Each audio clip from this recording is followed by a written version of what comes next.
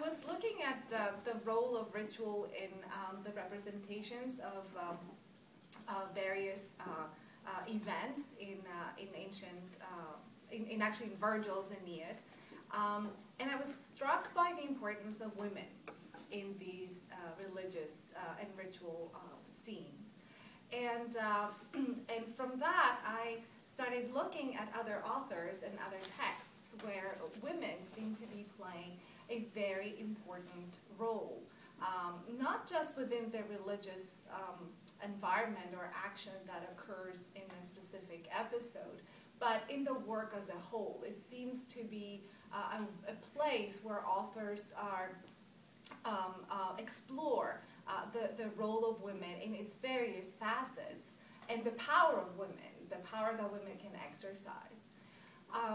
So I decided to write a book that is is a collection of case studies.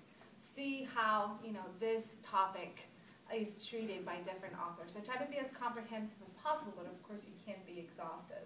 So it's more like a book, a suggestion of a way we can read things, and hopefully other people will pursue that line of research at a certain point.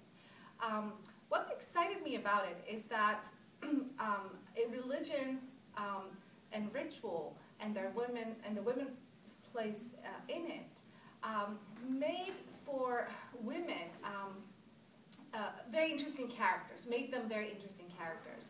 They become agents in this context in a way that we don't see them act and have a role in other contexts. So I was very intrigued by this aspect of power and how that power interacts with the other forces, social, political, religious, even generic within the literature.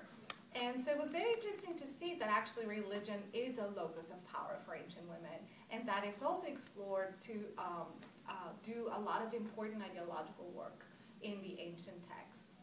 So that's what excited me, that I could go a little bit beyond the more